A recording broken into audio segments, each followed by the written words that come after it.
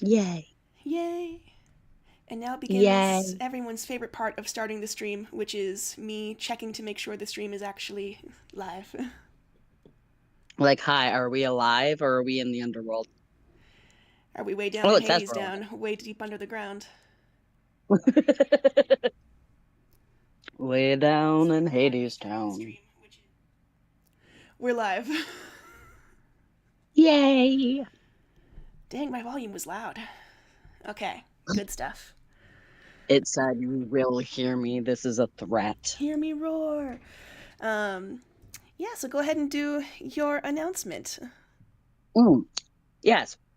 I do believe might have said this in the Goose server, but I can't remember. But I did just start or restart, I should say, testosterone. So within the next couple of streams, you might start to hear my voice cracking again. I am sorry. Basically, all of my characters are going through puberty. Please hang in with us as my voice drops again. Hang with us and also look forward to it. Yes. And it's been over a week. It's been a week and a half since I restarted T. Let's go. Let's go. Unda says hi. Hello, Unda. I can't believe we caught them. They actually have been managing to catch a fair number of these streams, if I'm not wrong. Yeah, I think so, which makes me really happy. Yeah. They get to hear, they get, ooh, sour candy directly to the back of the throat. Ooh. Oof. So I was chewing on sour candy and it just like napalmed my uvula. Rip. Nice knowing you, Satan. Um, I guess we'll just have to look forward Audio. to the magic of tea with another member of the party. Oh no. Oh, Sa- Alrighty. Satan got taken out by sour candy. My funeral is next week. Please be there. Please be there. Interesting. What is interesting?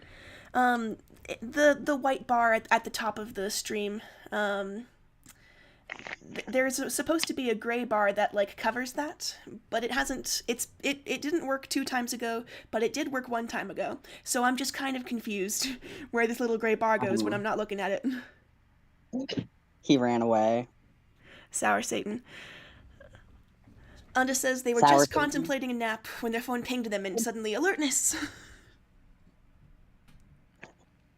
Ah, yes. They got alerted by our shenanigans. Just picturing like the Solid Snake alert noise, like the. Oh, can we tell them about your thing with the other Discord servers for podfic stuff? Sure. I mean, the summary of it is basically that the style of podficking I do is very weird. Um, Usually podfics try to be as close to audiobooks as possible, which I would love to do if I had the time and energy to make that happen, but even Dave's Broken Diamond Club is like a lot for me, as people know from how slowly it comes out and how it just got a new chapter like a couple days ago. After Yeah, like what, 5 years away? it'd be like that. But I just feel like they're like, oh, it needs to be more professional. Like, we're here to have a good time. Leave our little asides alone. I just want I just wanted to mention it because I feel like Unda will support us in our shenanigans, our fucking hope pope, our squirrel heaven. Like, Squirrel, heaven, now. Yeah, I mean, it's just a different reading experience to watch a live streamed product, and I think as long as we're like clear with authors that we're live streamers, it'll be fine. yeah, like listen, we're here to have a good time. We're not here for a long time. Right. And people that are like, "Oh, you shouldn't have the little sides. You shouldn't have the little jokes." Like, where is your sense of whimsy? Yeah, Unda says it's the difference between a recorded slash live play versus a movie. True enough. All right. Shall we get this show on the road? Yeah. the road on the show. Thank you so much, Unda. We appreciate it.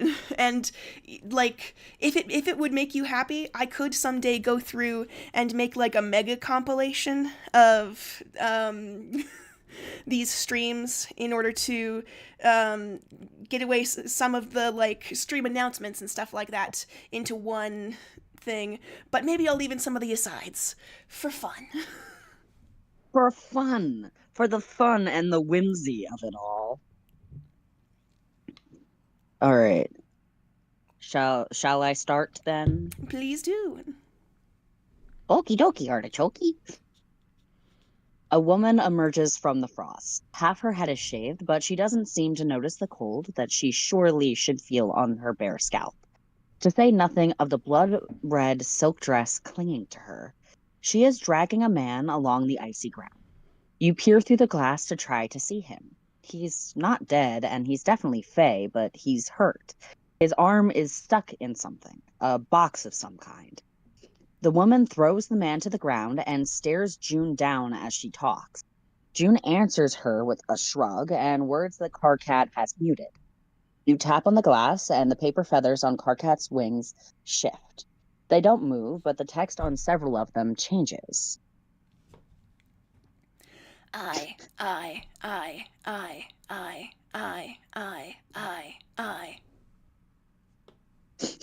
All written out in the shape of an eye.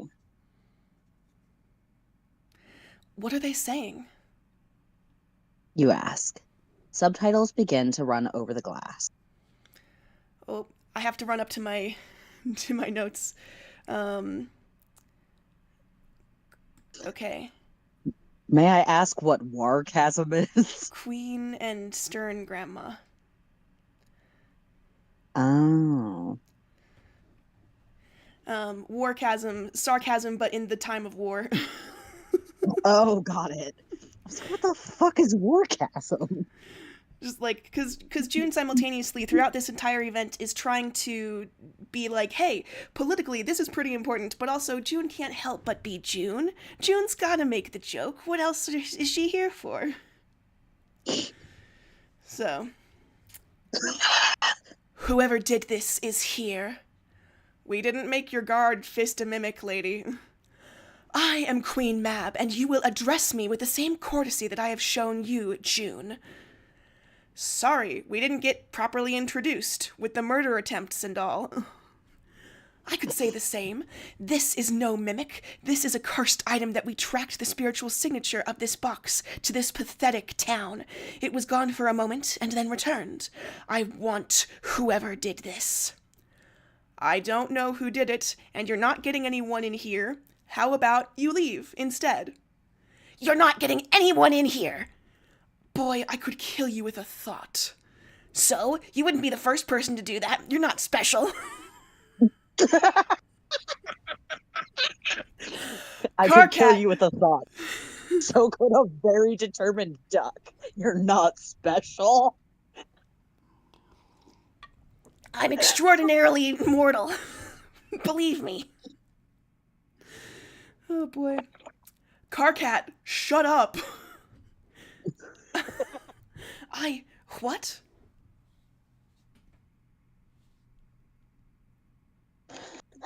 When will you learn to shut the fuck up? Celix whines miserably. Could you do that line again real quick? Oh yeah, sorry. That was a little too raspy to be intelligible. Sorry. When will he learn to shut the fuck up? Celix whines miserably. Probably never. What's with that cursed as shit box, though? Dave wonders. I don't know, but the Fae who has it stuck on his arm is crawling closer. Jade notes. Hey, if you come any closer, I'm definitely going to kill you. You are not getting to this library or anyone in it. Yeah, how about no? June walks over and plants her foot squarely on the back of the Fae, trying to get to the library. Anyways, as you were saying, what happened? I wasn't saying. Yeah, I was being polite and saying you should. You know that my wife is more than human enough to still cross into summer without harm. Rad. I'm glad that the grass won't hurt her. We definitely will, though. So let's talk about this box instead of trying to outflex each other. Sorry. I love June so much. She's great. She's amazing, Your Honor. Queen Mab looks down at the man under June's foot with an expression of distaste. He accepted a bargain without permission. A human came to Winter and exchanged sight for storing this box, a deal that I would not have accepted. This human also supposedly came with an angel. You also happen to have an angel here. I don't remember anything that far back. Yes, this unexpected event on this plane, rather... No, I can't remember anything before this year, and it's January now.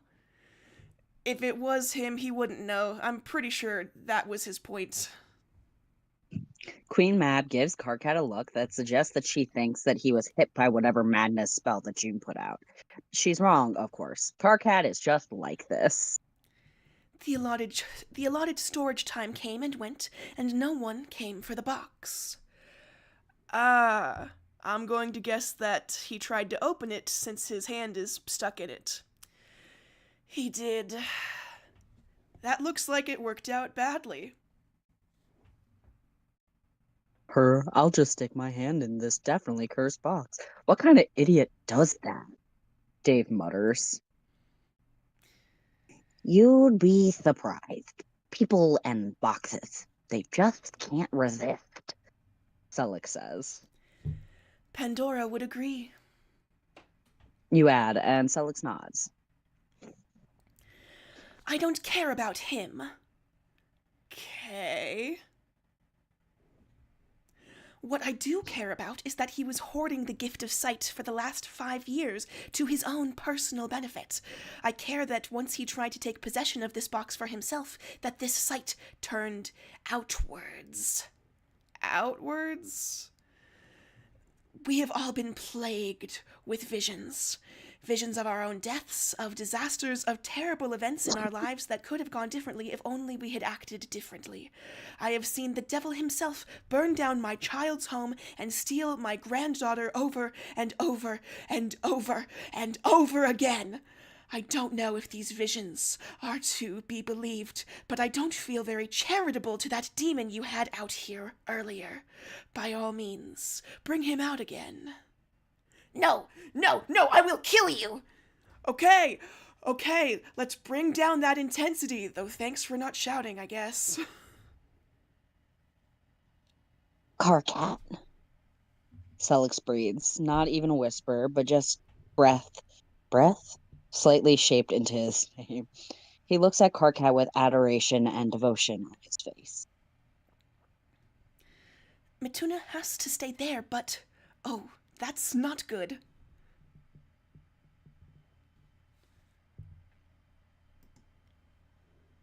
Kanai says a little breathlessly from behind you. I want this sight gone, and I want whoever did this punished. When you say sight and visions, you mean like seer shit? That's not how I would put it. Seer sight of the future or of the past, visions and dreams of that stuff. Yes. Oh, fuck, Selleck whispers. Well, it can't be mine. I lost my vision when Cthulhu went away in the event. I was a kid. You point out.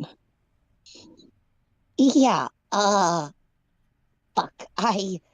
I think I need to know what's in that box, Selleck says in a strangled voice. The obviously cursed box? Dave demands. Okay, let me paint you a picture of how this is gonna go.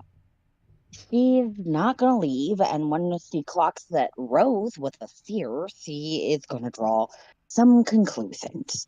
She's basically a god, and Karkat is strong, but not kill a god strong. And he'll try, and she'll die.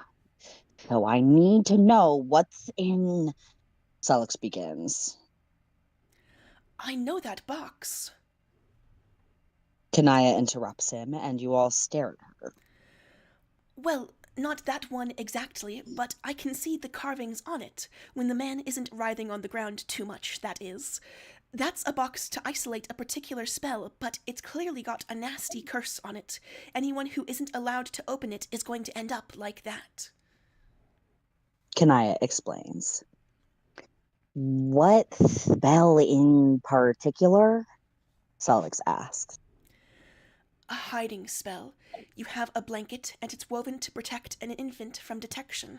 It's very old magic. It's used in very dark times, when a parent would have to protect their child from fatal harm. Kanaya says, but her tone is dark with experience that you can't even imagine having.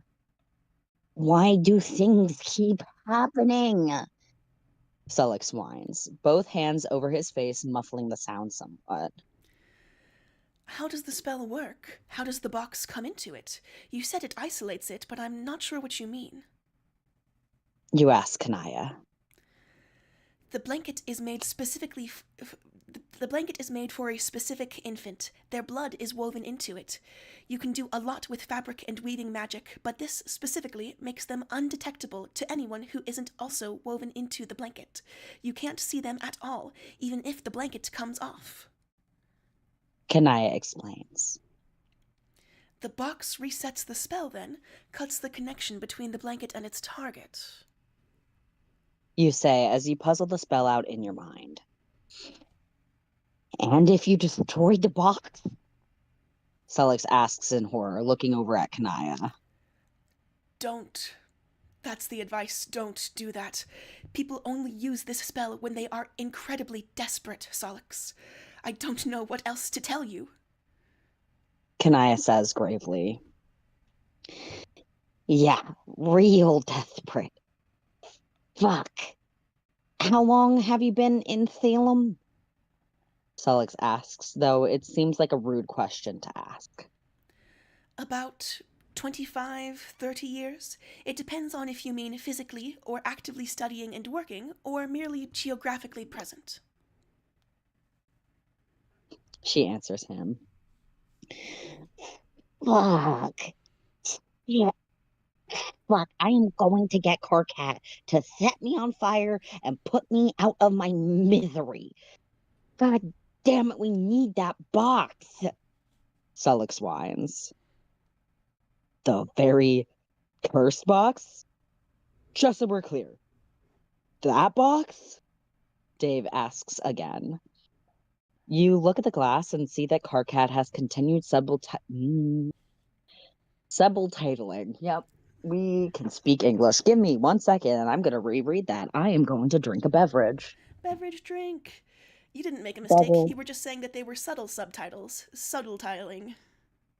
Subtle tiling, yep. I'm doing my best. You're great. Oh. Let's try this again and not accidentally inhale my tea.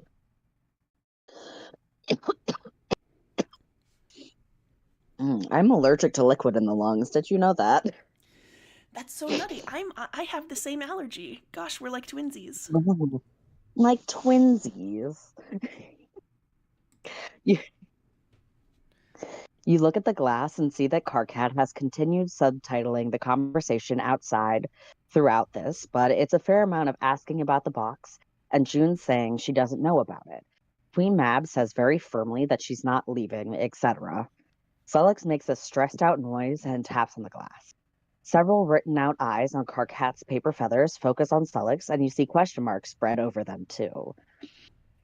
We need that box, Solix says slowly and points to it. Larger words appear across the glass, the letters shifting in and out. That box? Need.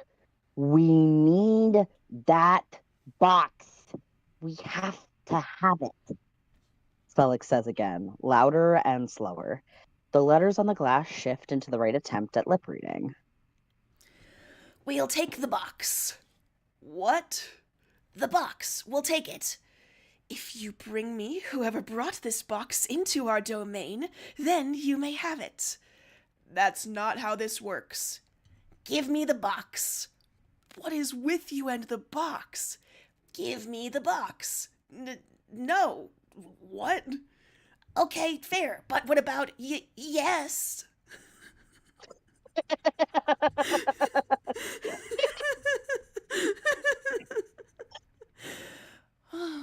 He's got a bright future as the UN diplomat. I can see it. Jade says gladly. I love this man.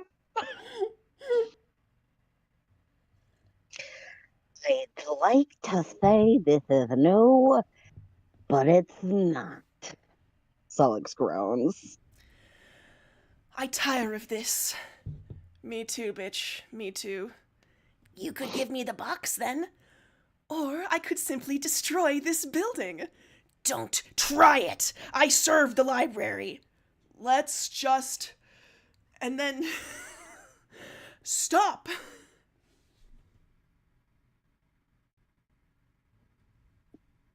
June and Queen Mab both look around at the tree line, and Karkat bristles with tension.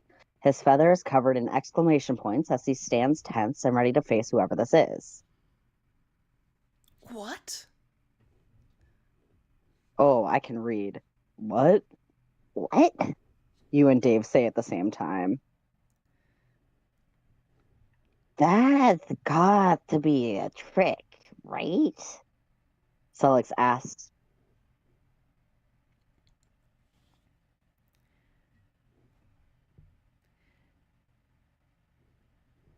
Is that a pause for words, or have I lost your voice? Satan?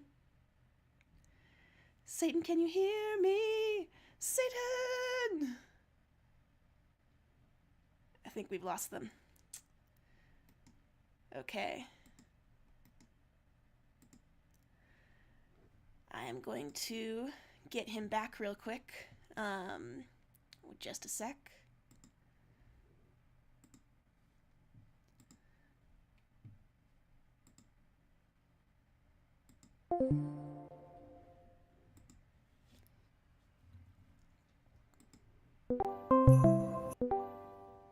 Hello, can you hear me? Yes, could you not hear me? No, it cut out after Solix asks, and I was like, either Satan has forgotten how to say warily, or we've lost him. Oh. Yeah, no, you lost me. But we've got you back. So, Yay. we lost you, just go from Solix asks warily. Got it. Sullix asks warily as he stares at the figure marching across the snow and ice towards the edge of summer. It's Jade. That is absolutely your friend. You could see it in the determined stride that she has, the dark shape of her hair as it blows behind her, and her unnaturally green eyes. This one is older, but it is unmistakably Jade. As she comes into the sunlight, her hair shifts like a shadow into pure white. How are you, Jade? What did you do to her? How did you do this? What did you do to my friend? Karkat, shut the hell up for just a second. I don't believe we've been introduced. You don't need to be here in this realm. Whoever cursed us with these visions is here. Why do you look like Karkat? I had another vision, a terrible one. And soon it will be the last, my love. I will make sure of that. Soon we will be rid of them. Not if you do this. I saw the death of our granddaughter, of Breed's child. The Fae Queen looks anguished at the mention of it, and June winces sympathetically as well. I know, we've seen it many times, and if I find the devil, then he will pay for... No, not that vision, not then. Now. I don't understand what you mean. I will show you then. Love, wait, no, you shouldn't be out here. Changing between realms like that could damage your remaining life. I go where I want. Jade? The woman who looks remarkably like Jade and somehow shares a name marches right towards the library. What are you? What are you? Why do you look like Jade? Are you her? June, did they do something? I don't think so. Everyone inside is still fine, right? Yes, but what if I didn't protect her? What if... Stop prattling, boy. You can't come in the library. I can. My granddaughter is in there, so you really can't stop me. I really don't want to, but I will. I need to get out there. Jade whispers. That seems like a very bad idea. Kanaya warns her. Yeah, this is screaming trap to me. Dave agrees. I don't know about that. He looks real to me. Sullick says uneasily. Jade nods and then shoves the library door open. It had been locked, but evidently she broke that, and Karkat was so focused on stopping anyone out there getting in that he didn't think to keep Jade inside. Jade! Introduce yourself. I am the Queen of Winter, and you? I'm Jade Harley of the stupid island that Jake Harley imprisoned me on to experiment on me. But now I live here in Salem, not specifically the library. This has to be a trap. No, you're the ones doing some kind of trap. Is this funny-looking angel always like this? Hey! He's not usually this stressed, but kind of. Is your wife usually this suspicious of people? She attacked us. Oh, yes, she's usually like that. I can hear you. I need popcorn. What the hell happened to suddenly make this so entertaining? Focus, Karkat. I need the box. Sullick snaps and flicks the glass hard with a claw. About that box. Karkat, can you wait a minute? Why do you want the box? Oh, damn it, I keep messing up the queens. Wrong queen. Why do you want the box, little angel? We're the same height. I resent that. The box! Sullick yells.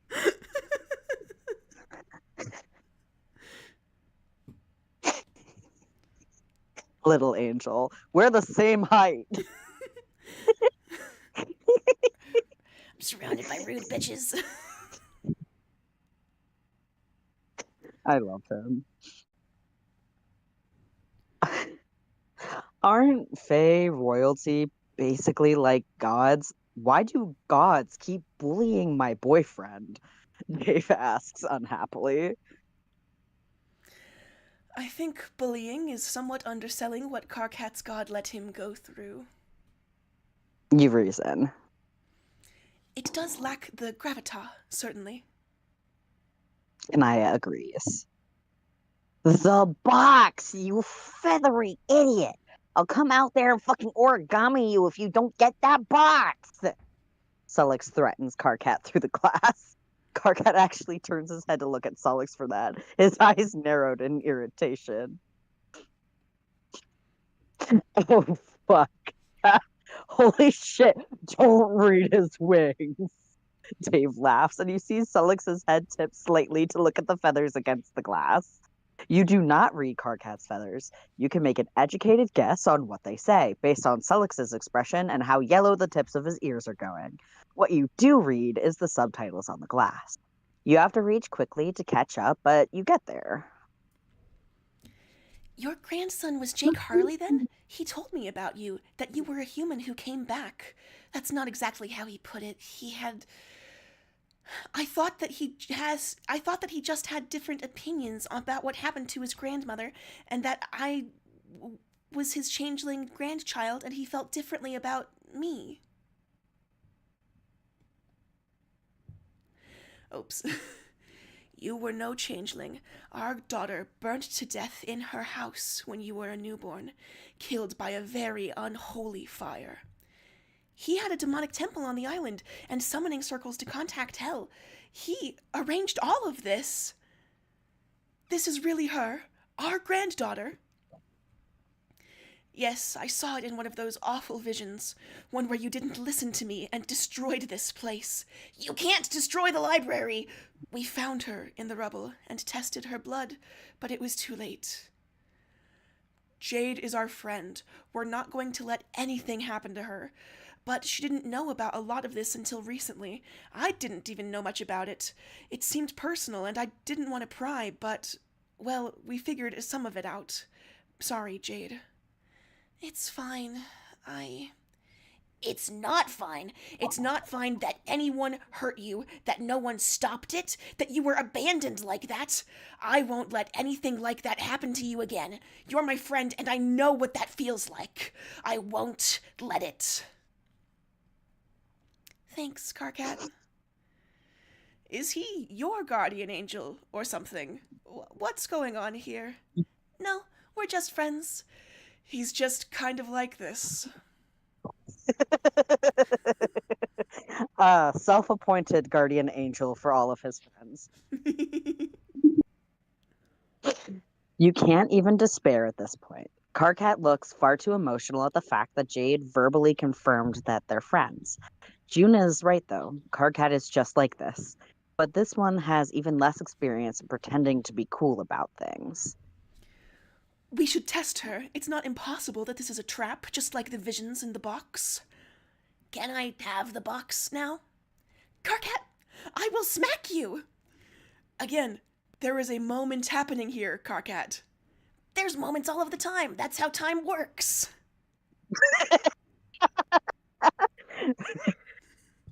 He's got her there. That is how time works. Dave agrees. Don't encourage him. Solixis. No, Dave is right, as is Karkat. That is definitely how time works, and Karkat was right to say so. Kanaya says with a mischievous little smile on her face. Solix gives Kanaya a betrayed look, but you suppose it's only right that she side with Karkat since he's her nephew? Is that the relationship that they're claiming? You suppose? Supposedly. Supposedly. You suppose it must be. It's a samosa. You watch as Karkat's wings twitch on the other side of the glass. Queen Jade is pricking Jade's finger with a knife, but June is holding out a hand to gesture to Karkat to stop. It's likely just that, and Jade's obviously... I can't read. It's likely just that, and Jade's obvious willingness that's stopping Karkat from going absolutely feral on the Fae Queen, who is inflicting very minimal damage against his friend. Well, there you go. Our granddaughter. Oh, come here. Karkat, it's a hug. Chill out. A wise sentiment, as Karkat looks like he may well just throw himself at this touching family reunion. Being related to someone doesn't mean that you're safe with them at all. Being blood relative doesn't mean shit. Oh, Karkat. Well, it doesn't. She's my friend. I know, buddy. I know. I didn't know that I had more family out there, but you can't do this to my town. We wanted to make things even for the curse of this box and the terrible visions. Wrong queen. Damn it! We wanted to make things even for the curse of this box and the terrible visions. Maybe not so terrible if it returned her to us. Stop being reasonable. Shan't. I'm sorry, but that just makes me think of the one meme. I shan't. It's Christmas.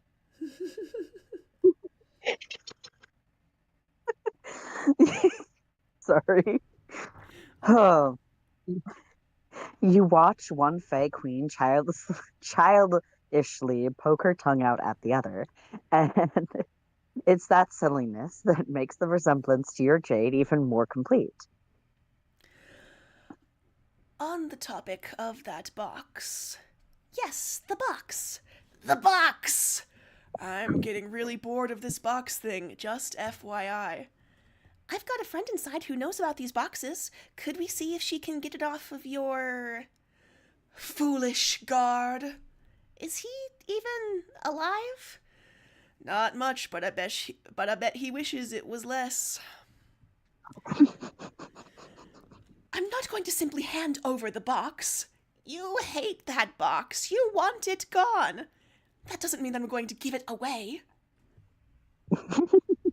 Queen Jade gives her wife a stern look and drags her away momentarily for a quiet marital dispute that is evidently out of Karkat's earshot as it remains unsubtitled. You're going to have a guess that Queen Jade is scolding her wife for being childishly petty about how just because she doesn't want it doesn't mean that anyone else can have it. It's her horribly cursed box, isn't it? Queen Mab follows her wife rather sullenly back to the group, and you can tell that Queen Jade absolutely won that particular little marital spat. You can have your friend take the box. I don't know. I don't really think anyone wants this box. What? I want the box. Give me the box. No interest at all. You're right. We want the box. Give me the box. You're right. Absolutely no desire for it. The box!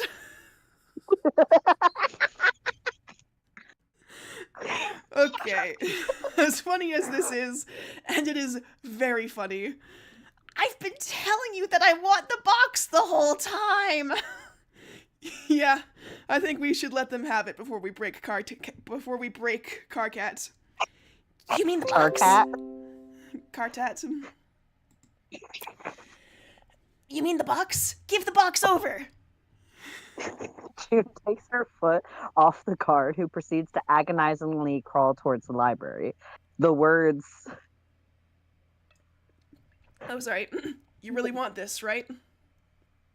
etch themselves across the glass. And though you consider saying that, you don't, just because it's obvious that Sullix wants the box. Well, you get the idea that Karkat might not pick up on that perfectly, and you might actually just stress him a little. It's not funny if Karkat doesn't know that you're joking. Let him in, Rose. You need to open the box, Sullix says, turning his attention from Karkat to you. Wait, what? Dave asks sharply. Trust me, okay? Sullix insists.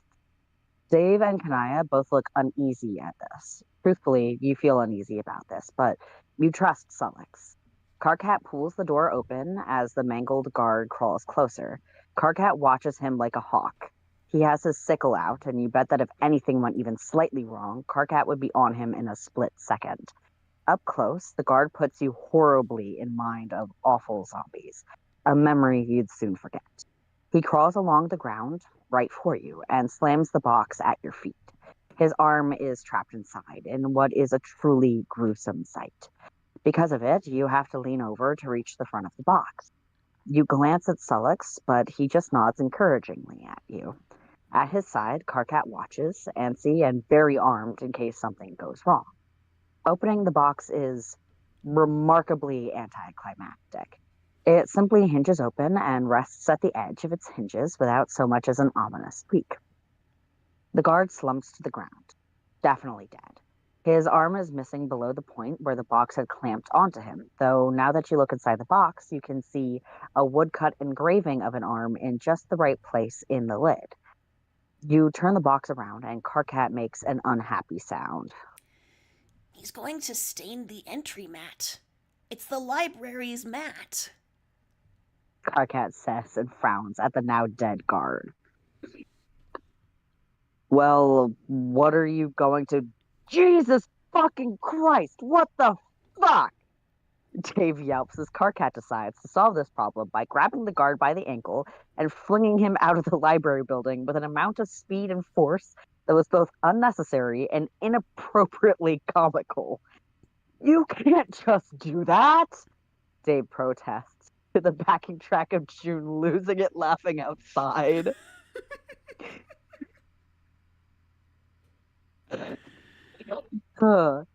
He can. He did that to me once. I wasn't dead at the time, Sullick says with a casual little shrug. Did you have it coming? What did you do to deserve that? Kanaya asks suspiciously. I plead the fifth and have never done anything wrong ever. Sullick answers immediately. Blood on the floor, on the library floor. Karkat mutters, staring down at the stain.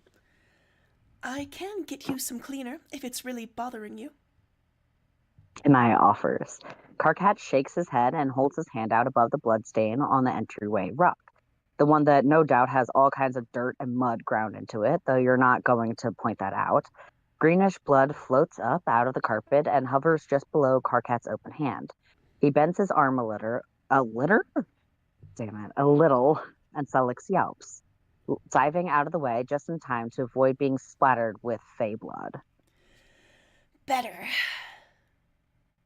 Karkat sighs. I'm gonna guess that this is part of Karkat's library contract about cleaning up spills or biohazards promptly, making him act like this.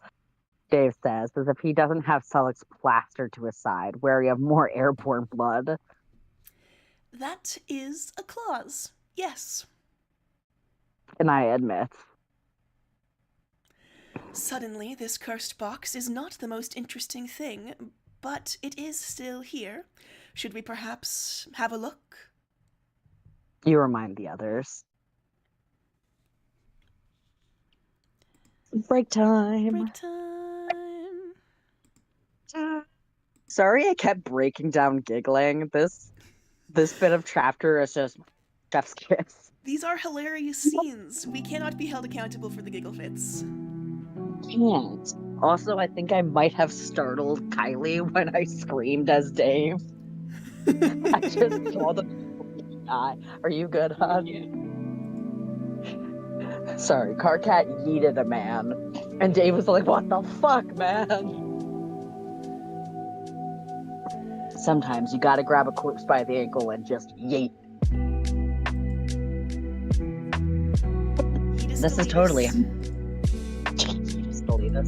This is totally how you clean up biohazards and, dead bodies. Yeah. I love those interactions so much. It was a lot of new voices, but hopefully they'd all worked out well. Yeah, a lot of just you talking to yourself, and I'm very sorry. It's all good. I was just like, just gotta get through it. It's gonna be okay. You got it. Kind of reminds me of like the one time where I think this was back in HIC, back in early days. I say early days as if it wasn't like a year ago.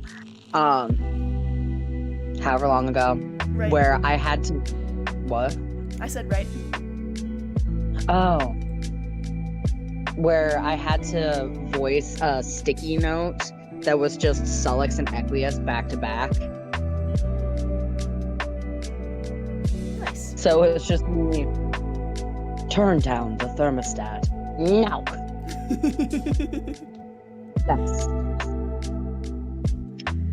That was very fun. It was. Okay, I don't know how to do math. What time are we coming back at? We're coming back at 30. Okie dokie, sounds good to in me. 16 minutes. Okay, see you in a bit. See you in a bit. Break time. Adios.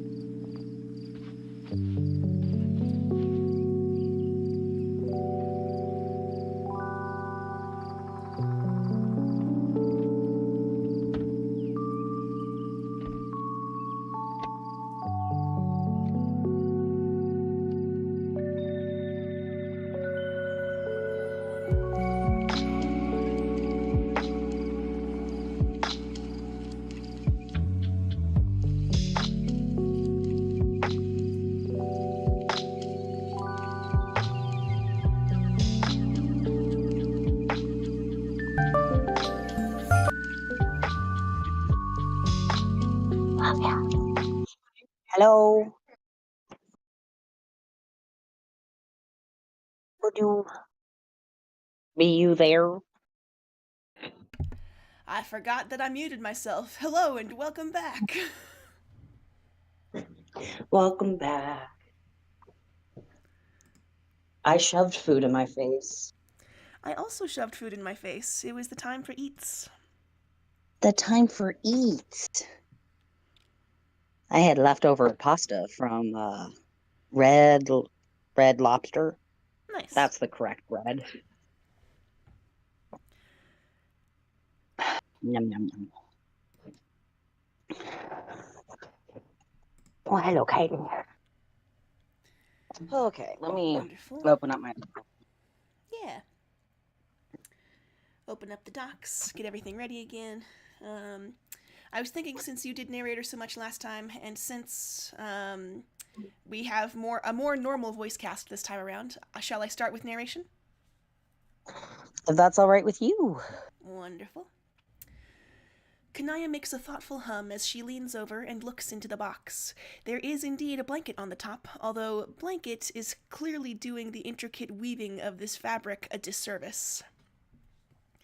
If I didn't know better, I would swear that this is one of mine, Kanaya says slowly. Can I started reading like I was still narrator. My bad. No worries, no worries, Kanaya says slowly. Wild. Hey, Carcat, do you think you can tell whose blood that is in that blanket? It's literally your thing, unless you're going to throw more of it around wildly, that is. Solix asks, with a little hiss of irritation in his tone. Maybe, Karkat murmurs. Karkat kneels down, his wings folding out of the way of the floor in little accordion zigzags of paper. He holds his hand over the open box and the blanket with a glow of that dove-gray magic of his. He stares at it with concentration, an expression that shifts into frustration. Then, Karkat's expression seems to become far away somehow, as if he's thinking of how to do this or recalling a spell he could use. As his expression stays distant, his magic shifts, no longer a gentle gray, but instead almost a bright neon red. It stays that way for a second, and then Karkat snaps his hand closed and shakes himself off. It's Rose's blood, he announces. What? How? Why? Dave wonders. No idea, but that means that Rose can safely touch everything in there, right? Solix I asks pretty warily. much. Oh. I didn't finish. I jumped. Unda says hi. Hello, Unda. I was like, I can look away and look back in time without messing Satan up.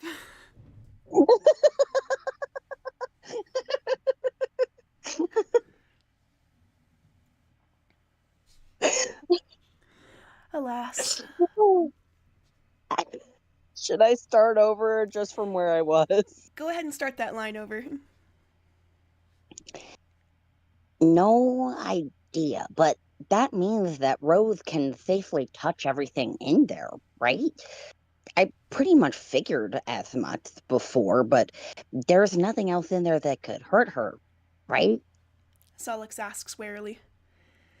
Rose probably shouldn't touch the blanket. I heard what you were saying about it, or a little bit at least, Karkat says, and then just sticks his hand in the cursed box and brushes the blanket aside. Somehow, it doesn't snapshot on him at all, and Karkat innocently removes the other items in the box. It's a belt with a bunch of little bags on it.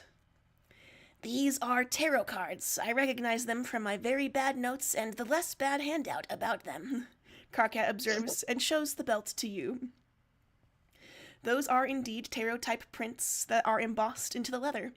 Is embossed the word? You think so, but you don't know enough about leatherwork to be sure, though it seems like an interesting hobby to have. You're getting off topic. Those are bags of holding. I think so, anyway. Very small ones. Solix says, squinting at it with his small eyes. It looks like it, Karkat agrees and flicks one of them open. You don't get to see which one. Karkat's hand goes inside but comes out empty, which obviously it would because that's how bags of holding work. You call to mind an item that you know is in there. If you don't know what's inside, then you can't get it. Definitely. Why is this in... Karkat trails off and squints at one of the bags.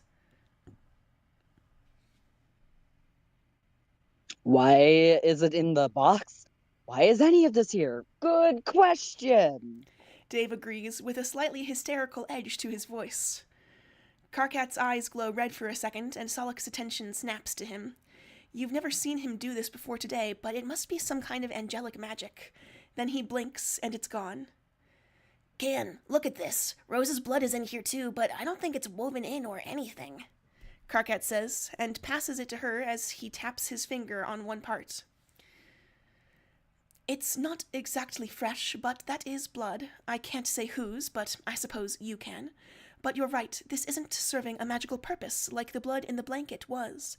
This is more akin to pricking your finger while sewing. Leather can be tricky to deal with, but the question is, how did that get in there? Or, as Dave put it, how did any of this get in here? Kanaya agrees and hands it back. Solix and Karkat stare at each other silently, though Solix looks uneasy about the whole thing. The more important thing is getting them to go away. We can figure out the box thing later. They're going to want to know who the box was for, and I'm not telling them that both things in this sealed box have Rose's blood on them, Karkat says firmly. I have an idea, but it could be dangerous, Kanaya begins. Do we have any non-dangerous ideas? Dave asks hopefully. There is a resounding silence that serves as a very effective no. Great. Fantastic. What's the idea? Dave whines. I think that I may have made this blanket. I don't remember it, but it seems like my work, and I knew Dr. Lalonde before she had children. I can't think why I would have made this, but right now, it's my best guess. It would make sense that this blanket belongs in this box. It absolutely does. I don't recall carving it, but some of that looks like my work too. Magic can go funny sometimes in Fey realms, so it's not unthinkable that if someone else buried it, then involved it in some other magic, then it could have tried to return itself to me. A sort of magical return to sender, Kanaya explains. That seems dubious, and both Solix and Karkat pull doubtful expressions. It's possible, Karkat says slowly, in a tone that adds, but very obviously bullshit, to the end of the sentence. What if they don't buy that and want to go looking for the person the blanket is for, which is Rose for some reason? Why would Mom even ask you to hide Rose that hard? What's the point? Dave asks. I can think of a way that they couldn't find me if they didn't buy that story, you say, and look down at the blanket uneasily. Quite, but I would remember that you exist. I could bring you back into reality. Or rather, make everyone remember you again. I would say not to do that unless the first part of this conversation seems to go poorly, Kanaya tells you. Oh, that is a lot of trust to put in someone. Kanaya could erase your existence completely to other people if she chose to, but she clearly isn't advocating that you do that unless there's no other choice. I don't see any other option. I'll wait here and see if you can talk them around, you agree unhappily. I'm writing a message to myself to protect the box and put the blanket back in it when they're gone. I think that should be vague enough that I'd understand even if I forgot you. Solix says, as red and blue glow up his arm for a moment and then fade to be nearly invisible. I'll protect you when we're out there. No one's hurting you, Karkat promises, getting to his feet and offering his hand to Kanaya to pull her up as well. We should probably keep away from the door, Dave suggests as Kanaya steps around your group and follows Karkat outside. You, Dave, and Solix sit on the ground uneasily. The box is open by your knees, and you are ready and poised to grab the blanket, but unwilling to do it unless you absolutely have to. You don't understand why this exists, or why the box was clearly cursed to return to you. The guard was absolutely crawling towards you in particular, but why and how? You couldn't have set this up. You were a child before the event, and that's all that would explain missing these memories. The blanket alone you can put down as your mother's paranoia. Her delusions don't always make sense, and she sees danger everywhere. The belt, though? The belt with your blood in the stitching that almost implies that you stitched it together? You don't know what to think. You can just see Karkat through the glass if you lean to the side a little bit. You gasp when Jade throws herself at him, fearing that it's danger or that it's the other Jade, but no. Instead, she squeezes Karkat into a hug as she talks animatedly and gestures to him. You think she's trying to make a point about how friendly he really is. Anything to undo the impression of the Fae that he killed, or how he very recently threw that one guard's body so far that it may have landed several toes away. Towns away? Probably towns. I think I was supposed to say towns. Jade grins at Karkat and squishes his cheeks like she's touching his face. Karkat said that wasn't okay, but he seems fine with this. Well, not fine. He looks like an irritated pet being forced to wear a Halloween costume, but he's not offended or upset. But he said that you shouldn't touch his face. That nasty little envious, petty, stupid feeling wells up in you again. You can see it now, and you hate it. You have no right to feel it, and you don't even want that with Karkat. What's the matter with you? So, Jade is related to these two, like, actually related? I'm not really clear on the family tree here. Dave says after a bit. They royalty are basically divine, and judging from what the head librarian here is pulling, I think there's a lot of that around. God family trees are messy. Solix says carefully. With some pantheons, it's less of a tree and more a wreath.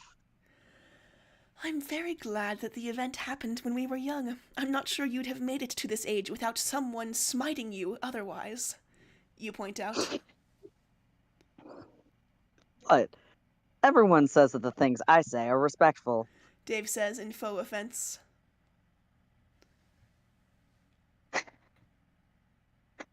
No, Dave. People are saying that you're disrespectful. They're not saying disrespectful.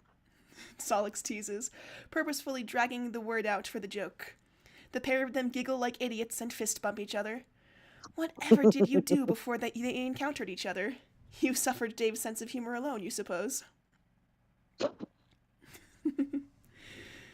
There's movement outside, and you can see the two Fae Queens walking to the edge of the winter forest with Jade following behind them. For a horrible moment, you think that your friend is going to go with them, but no, she stands on the boundary and waves at them as they walk off. The two Fae Queens meld into the darkness of winter's shadowy forest, and then the ice starts to recede. Karkat moves to Jade's side as the world thaws at an incredible rate. He slides his hand around her waist and hugs her side on as they both watch the world return to normal. A dumb part of you wishes to put the blanket on after all, to hide from everything, because you don't understand anything anymore. Oh. Rose going through it. She really do be. Your friends return indoors and catch you all up on what happened. Jade's grandmothers have gone, but they've given Jade a mirror to contact them, and a way of getting into winter if she wants to visit as well. Karkat and June have agreed to keep a lookout for Jade's dead/not-so-dead grandfather/cousin, Jake, under the agreement that winter hunt for him as well. Amazing. Yes, let there be vengeance. Solix Absolutely. is very keen to check that... Solix is very keen to check that Karkat didn't make a vow, but he's safe there. Kanaya doesn't seem convinced that the queens bought her story, but it seems that the rediscovery of Jade has made things even again. They wanted to be rid of the box and the visions, and now you have the box. Will you get your vision back then? Surely not if your dark patron god is every bit as missing as he has been since the event. Karkat's feathers and halo gently shift back to their normal state, and a few minutes later, Miss Paint and Matuna return, with Matuna holding Kankri's whistle in his hand. Matuna is relieved to see that everyone is fine, hugging Kanaya tightly and then catching hold of Karkat and bumping their foreheads together so that his horns clip through Karkat's halo in a pretty little shower of sparks. Miss Paint says that she's going to start waking up all of the students, and that you should return to your dorms where it's safe. She also thanks Karkat for his service to the library, for protecting it and everyone and everything in it. Karkat positively glows at her words, and he reaffirms just how much he believes in the library, that the books are precious and knowledge is important. Something in you twinges to hear it, but you can't say why. You might be in shock a little bit. Everything certainly passes by you in a haze of things. At the very least, Miss Paint seems to take the fact that she's employed an angel in stride, much less the obvious goddess who is now hiding again in human form. Though, as Fae royalty is basically divine, you wonder if there's a certain mutual, I didn't see you if you didn't see me, kind of thing going on here. I pretend I do not see it. Let's keep this on the down low. Mm-hmm. In the end, you go back to your dorm with the firm promise to not touch the blanket in the box, though Solix goes to get the belt with the bags of holding out so that you can look at it. He says that he's going to see what he can find on the subject, but asks you not to cause any chaos. Please. Please. You don't want chaos. You want a nap. You can perhaps pencil in some chaos later. Who knows? You draw your curtains and fall face down on your bed as you try to sleep a little. It's a little bit hard to sleep when your mind is unhelpfully replaying every interaction that you've had with Karkat where he seemed off to you, or times when you've said or done something that could be inappropriate. You have a hateful nap, where you don't so much rest as you do marinate in your own awful brain juices for a while. Eventually you give up, and get up a few hours later to find Karkat staring blankly at a wall. Karkat? You ask, but he'd already started shaking his head and becoming alert when you opened the door, though it seems to take a second or two. Sorry, I was thinking. Is everything okay? He asks. It's all approximately as not okay as it was when we got back, if that helps. I should eat. Do you mind?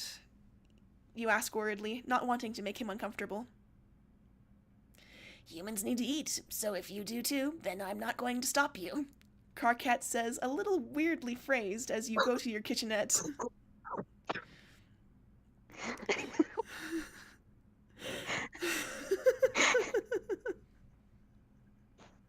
Karkat, you absolute mess of a man. Just a menace. Mm-hmm. Last I checked, I was classified as a human. You joke weakly, and pull a bowl out of one of the cupboards. You can make yourself some cereal and eat that for dinner, like a real student. You guess that you could have ramen, but that seems like a lot of effort, which says something about how wiped out you are. Do you want coffee? You falter as Karkat whips around to the sofa to look at you eagerly. You're going to take that as a yes and make him some.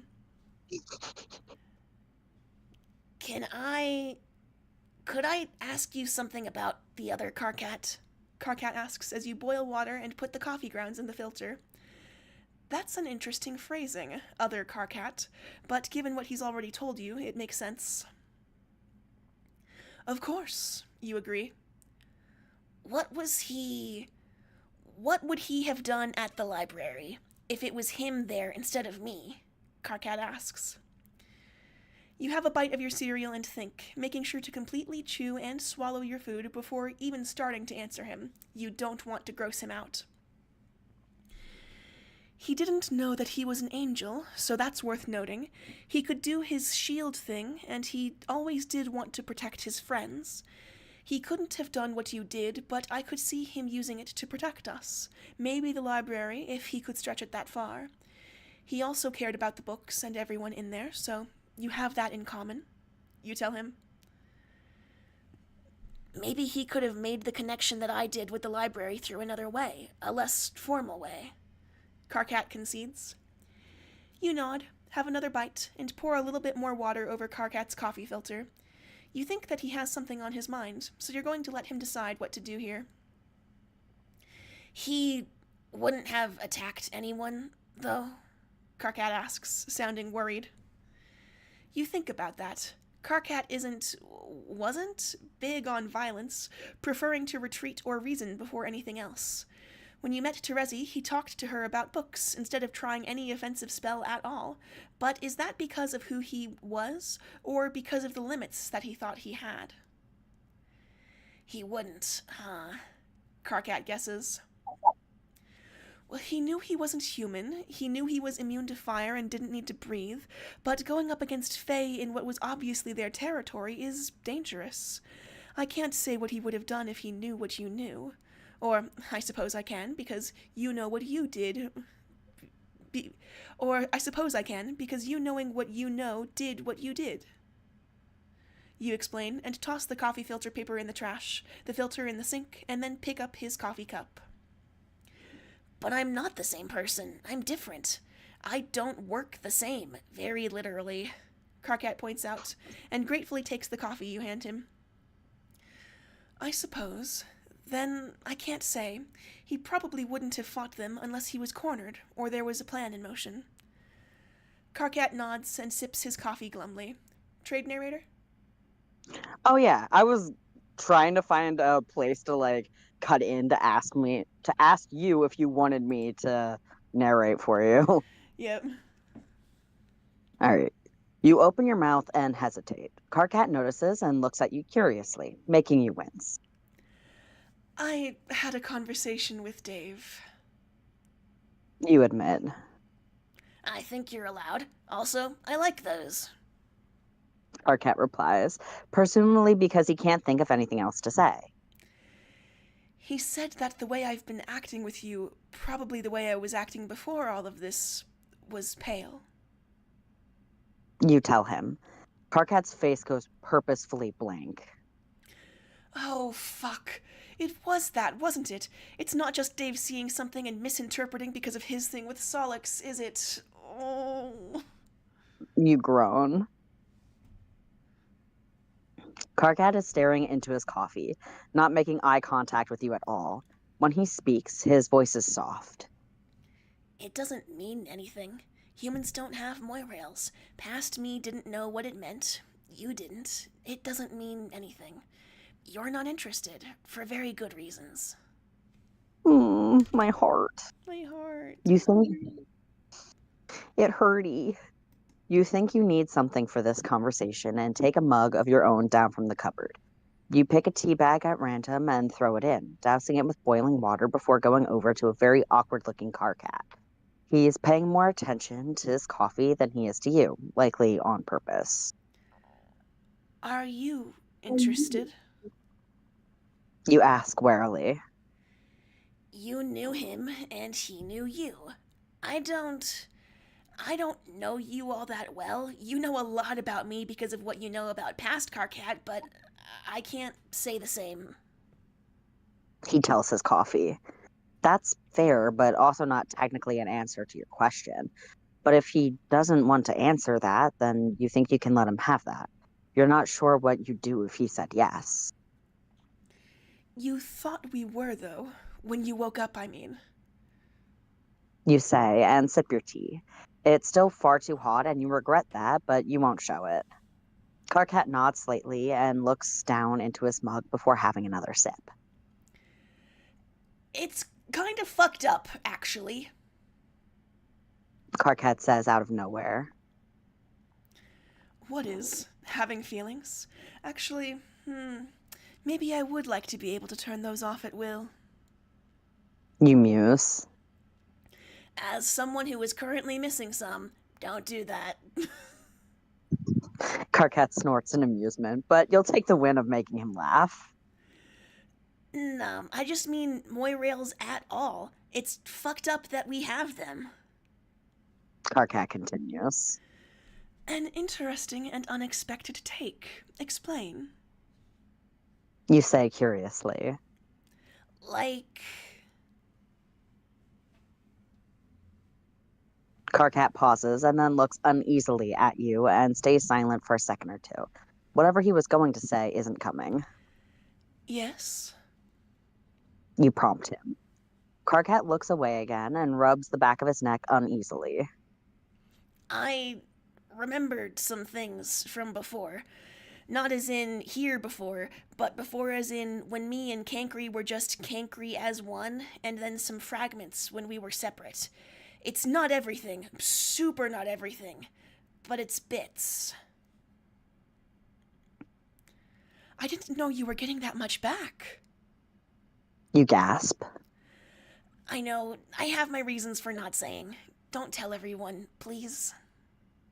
Karkat asks hopefully.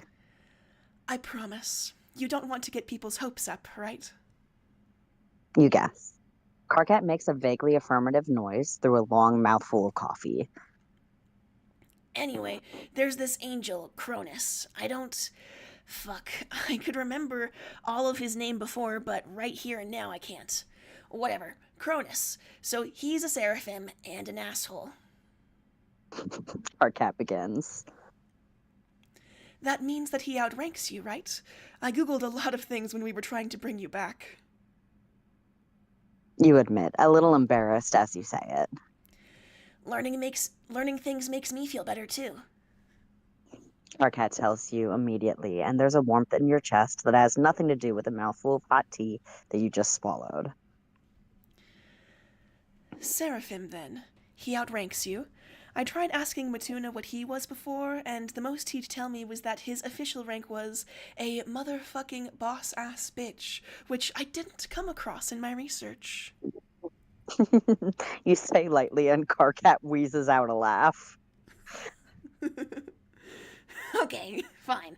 Tangent time. Karkat says, waving a hand and starting up again. There are orders of angels, and then there's kind of a rank to them, but it's not that obvious or clear. Maybe there's a human equivalent, I don't know. The orders are like species. Thrones are sort of like this, seraphim are sort of like that, but you can change. Technically, I think that changing requires some sort of form change if it's done as a promotion, but you can do it in other ways. Whatever, there's a hierarchy within each order, and it's based on a lot of things.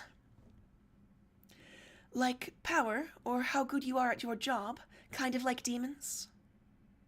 You guess. I think so. There's politics and shit, but a lot is performance-based, although that is politics as well. Karkat admits. I thought that hell was supposed to be the bureaucracy nightmare. You joke. As above, so below. Karkat shrugs lightly. Very good. So, what was your rank like? You ask, though you suspect the answer. So, the Cankry that was me and Cankry as one person, the one before, this is getting complicated. Karkat says with a frown. Kane Pre. You say slowly as the idea comes to you out of nowhere. Karkat looks at you despairingly, but then sighs and keeps talking. Fine, I hate that. Cain Pre was meant to be a new and better version of the Son of God, so not really someone that you can eject down to a lower tier than the Almighty put him in. The same goes for what I'm made, and then it's me and Cankry. I can, however, be demoted all the way the fuck down for what I'm going to guess is a huge chunk of time and not doing what I was supposed to do. All I know is that I can feel my rank, and it is the lowest a throne can get. Thrones are pretty important, so it's the human equivalent of saying that you work in the state senator's office, but your position is an unpaid intern that has to take out the trash and read every spam email. You guess. Karkat squints at you and takes out a notebook, which magically writes a few things down in angelic for him. I'm not sure that I know enough to get that metaphor, but probably. If it helps, Mituna was a virtue, but he was highly ranked and specific enough that instead of taking orders from orders above him, he just maintained his thing. Which doesn't sound like a lot until you realize that it was the goddamned cosmos. It's thrones, then then it's thrones, Dominions. then dominions, then virtues. And Mituna would absolutely have outranked me just on sheer job level. My brain kept wanting to read dominions as dominoes, and it took so much of my brain power to stop thinking domino. Do you want pizza? Sure. Are you offering? Oh. Okay. And seraphim are the highest of all, right? You guess. A little impressed with Matuna, but not wanting to bring it up with him because obviously it's part of a painful past. Yeah. Not so clear cut, but mostly. Again, we're sort of a weird exception. Me, Cankry, and. Carcat sighs. Cain-Pri? You chirp. Carcat groans, but that's a yes.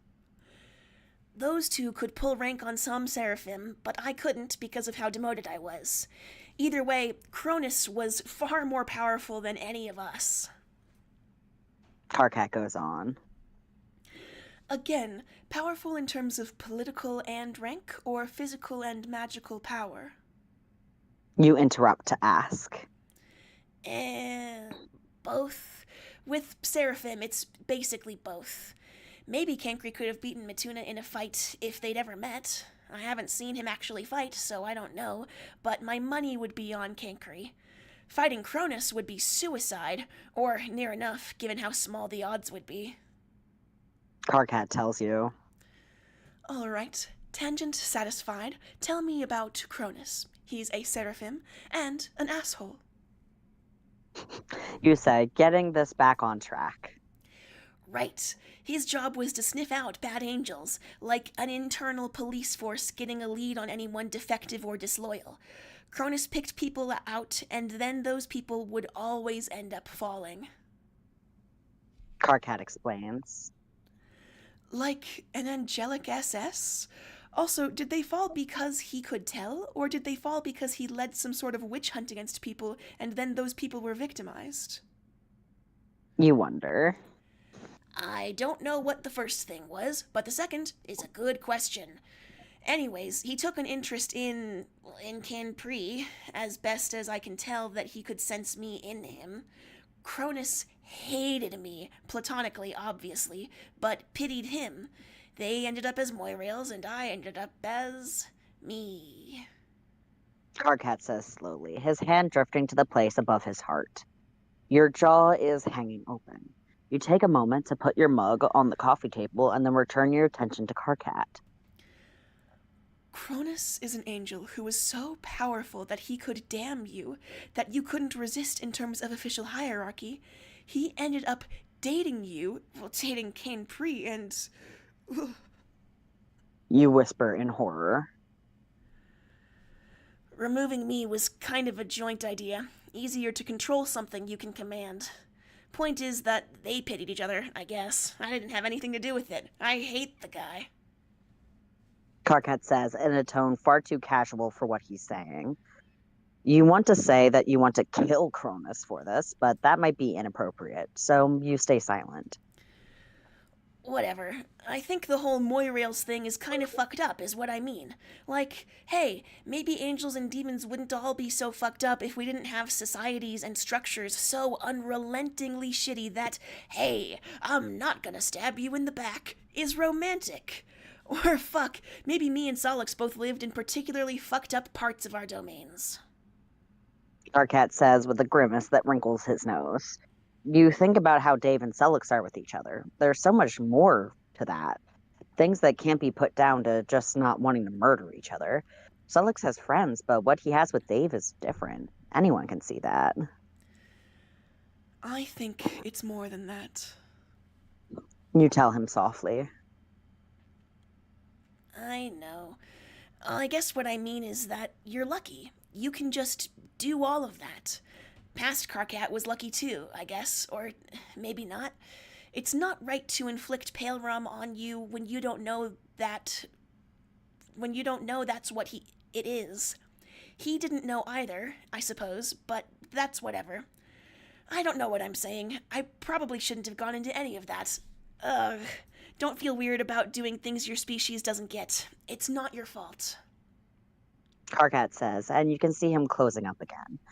You want to cry out against this. You don't want him shutting himself away from you, but it's not fair to ask that. You can't have the same relationship as before, and now that you know that it's romantic, you know you don't want it, but You you started talking before your brain caught up. Fuck, keep going. you had troubles with quadrants before. Past Karkat did, with Solix. He mentioned that a little. Karkat nods. There was this video that you took. You weren't meaning to film it, but you did. You were filming classwork and Solix was there. It's probably still on your phone. You go on. Karkat pulls his phone out curiously and opens it. He doesn't seem to be too sure of how to find the photos and videos. It seems like he's just been using Trollian and nothing else. You show him where to look and find the video for him. Karkat isn't sure what he's looking at, so you explain your class on seeing the future and on how the board works. What's writing that?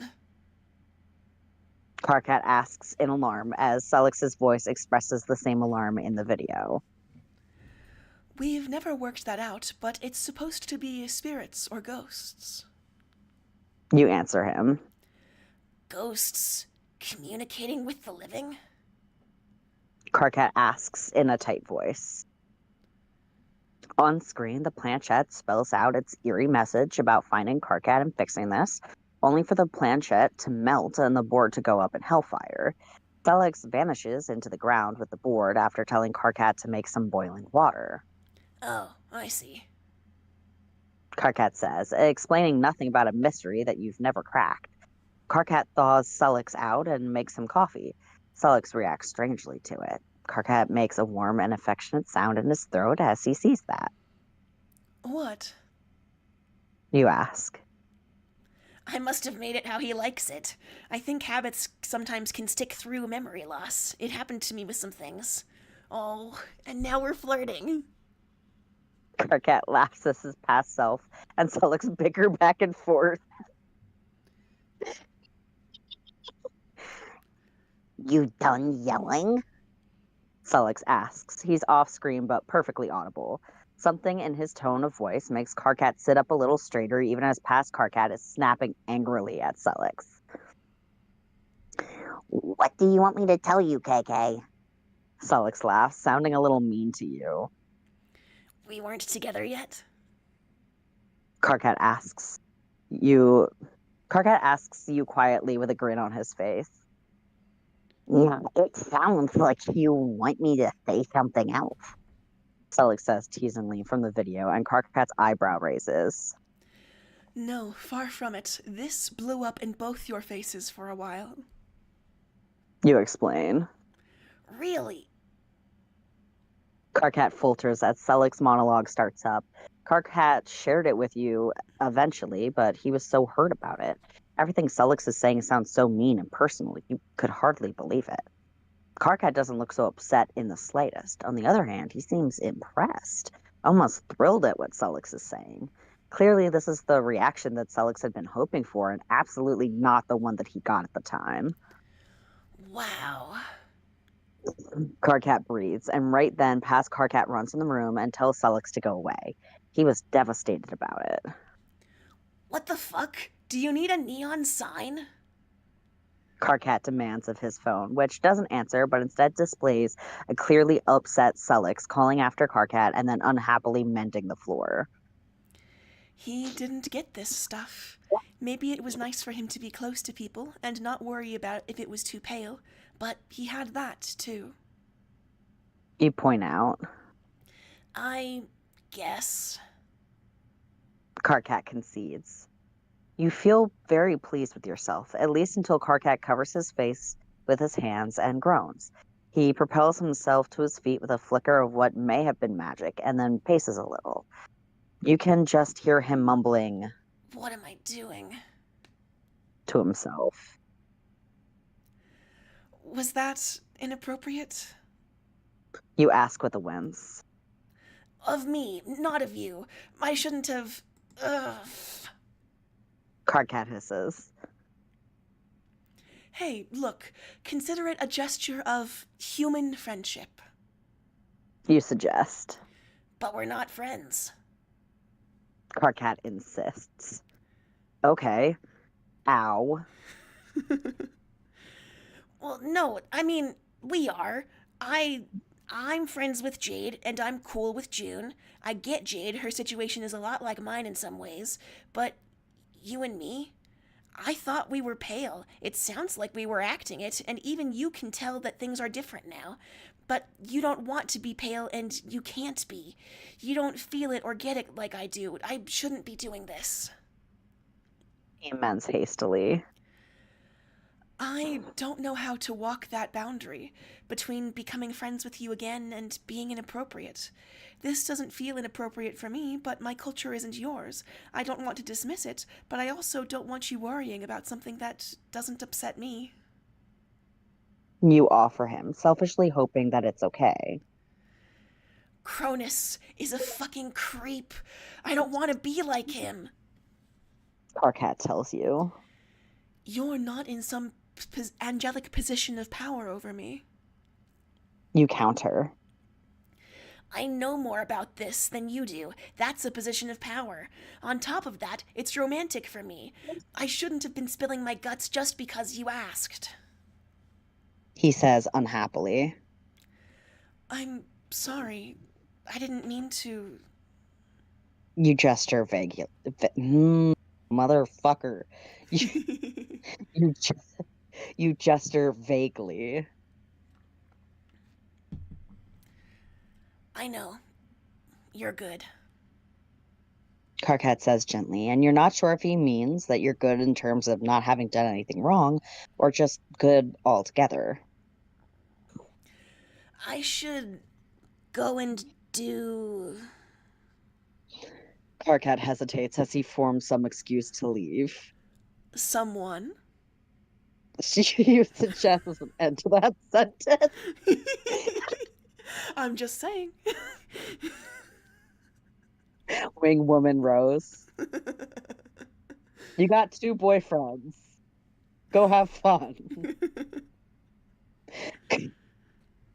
Cardcat laughs suddenly and then covers his mouth a little as if he's embarrassed at how strongly he found that funny.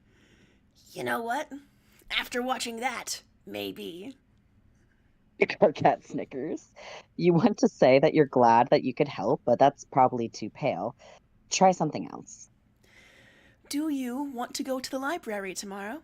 Class is probably cancelled after all of that, but I want to find out what's going on with the box and those little bags of holding on the belt. You say instead. I'd love that. Cardcat smiles at you. This can be good. A different kind of friendship with a different kind of Cardcat, right? The important thing is how he feels. That's what you want to focus on here. Cardcat leaves and you tell him to have fun, but spare you the details. You can hold this over Sullix's head later if you need something. He can owe you for how much of an excellent wingman you are. Ha, that's funny. You wish Dave was here to appreciate that dumb joke. Dumb jokes are his favorite.